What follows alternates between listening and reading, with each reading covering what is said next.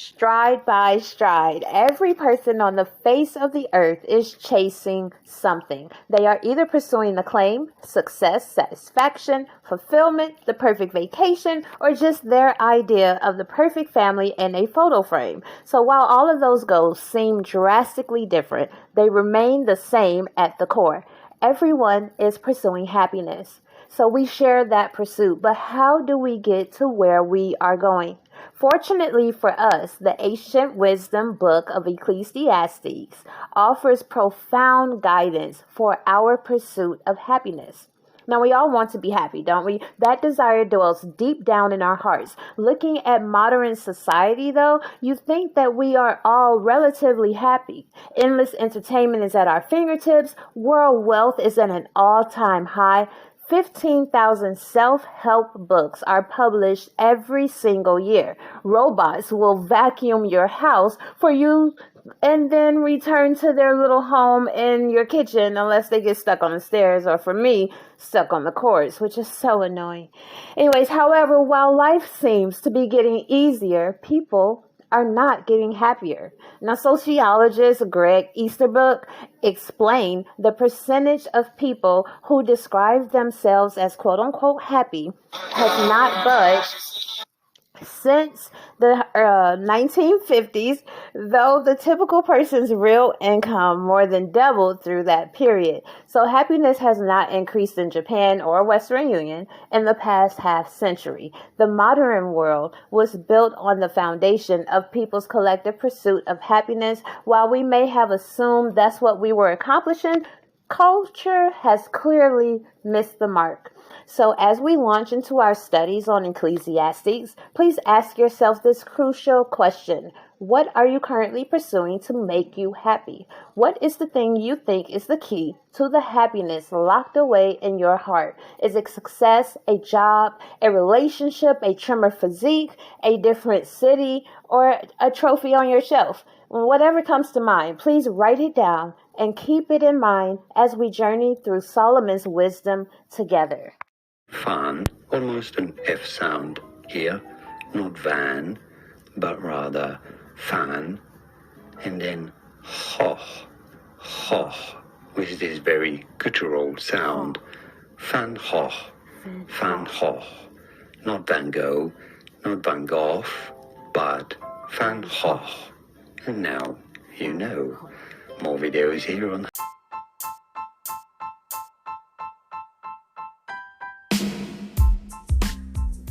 Van Gogh. So it's going to be hard for me to say that name correctly.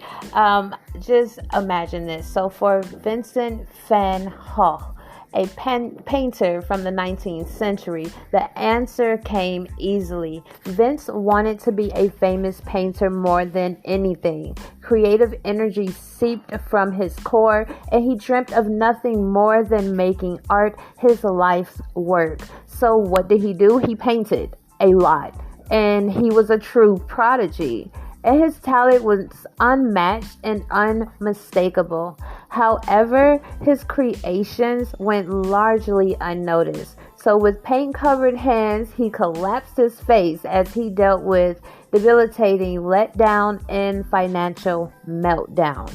He poured his heart and his whole soul into his paintings, hoping they would gain some glimpse of recognition, but it never came. And his heart didn't hang in local coffee shops. No gallery owners called him back. I mean, the guy couldn't even get a job painting a mural for a local preschool. So towards the end of his life, he concluded the sadness will last forever. Now, tragically, Van Gogh passed away in his mid-30s after a dreadful battle with depression. He didn't sell a single painting in his lifetime, but after his death, everything shifted. His art gained the recognition it deserved, and he is now a household name. Now, to this day, Vincent van Gogh is considered one of a few true master painters. His masterpieces are displayed at many of the world's most exclusive museums with appraisals that would make your head spin. Van Gogh's impact is questionable. It's unquestionable. I'm sorry. It's unquestionable. But he spent his entire life searching and striving for everything to click and make sense, but it never did. And he meticulously pursued his painting, but never saw the success, fame, and fortune he deserved. His story should serve as a warning. Now, we must attach meaning to something much larger than ourselves. And Ecclesiastes forces us to wrestle with a pressing question. What is the meaning of life? Ecclesiastes sits on the proverbial shelf of a literary genre called wisdom literature. Written by King Solomon, the wisest man to ever live, this book strikes a tone that shocks most readers. Why? Because it is downright pessimistic. Solomon just seems sad. So let's dissect the seemingly pessimistic journal entries of King Solomon as we embark on our pursuit of happiness. And anytime that we go into study, I ask that you all have some sort of source of the Bible so that when we are referring back to the Word, you can reference that, turn to it, click to it, whatever the case may be, and see it for yourself. So let's read Ecclesiastes chapter 1. Verses 2 through 6. And it reads, "Meaningless, meaningless, says the teacher. Utterly meaningless. Everything is meaningless. What do people gain from all their labors at which they toil under the sun? Generations come, generations go, but the earth remains forever. The sun rises and the sun sets and hurries back to where it rises. The wind blows to the south and turns to the north. Round and round it goes, ever returning on its course." Now, while math is not my thing, we will write out some non-numerical equations from Ecclesiastes designed to help us solve life's meaning as we work through this study. Now, honestly, the first set of equations may seem the most perplexing. And as we dig in, we will begin to see an extraordinary message emerge from these two head-scratching equations. So let's just jump right into it. The first non-numerical equation is everything equals meaningless. So look at the opening line of the book. Why are you being so harsh, King Solomon? Dial it in, buddy. I mean, people are doing their best. Why would you call their lives meaningless like that? Now, you may think that this is just for the shock factor, but it's actually definitive of Solomon's core message. He surveyed Israel's people toiling in the sun, building their little lives, and ultimately getting nowhere. It's as if everyone was running on a treadmill while happiness taunted them from the other side of the gym. But for our culture standards, Solomon should have been the happiest person in history. I mean, his wealth was staggering. Modest estimates suggest that Solomon's wealth would rack up to nearly $12 billion today. So Solomon had the money, he had the chariots, the friends, parties, expensive art, fine meals, designer sandals. Solomon had it all, but he still concluded that everything under the sun proves to be meaningless and repetitious. Now, I imagine Solomon peeked out his window to survey his exquisite estate just to conclude, utterly meaningless. Everything is meaningless. Now, that's in Ecclesiastes chapter 1, verse 2.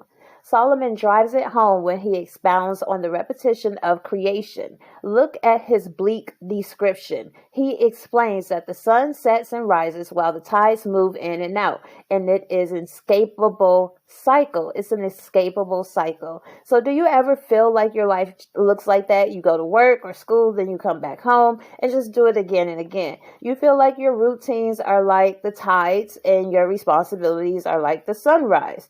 I mean, it's just the same mundane, humdrum sequence every single day. How do we escape it? How do we get off of the treadmill? And we achieve this when we attach meaning to the mundane.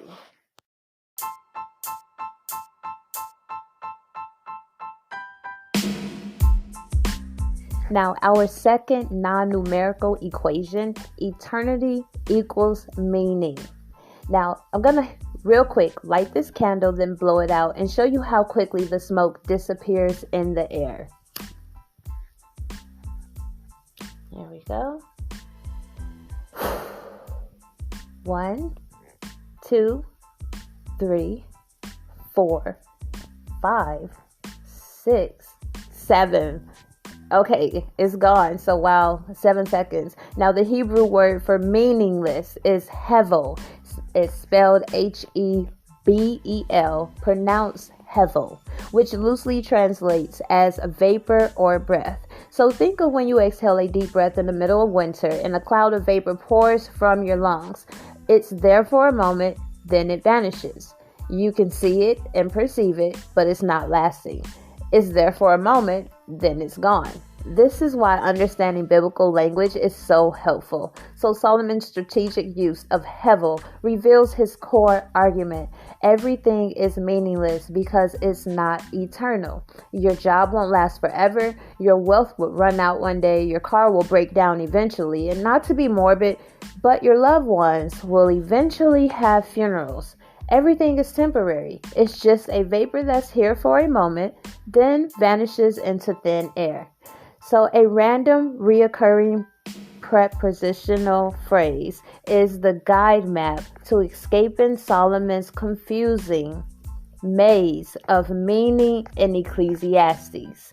27 times he points out that we are living under the sun. Now, this is not just a weather update for you guys. Under the sun is the context of his conclusion. The wise king wants you to understand that everything under the sun is meaningless because it's all temporary.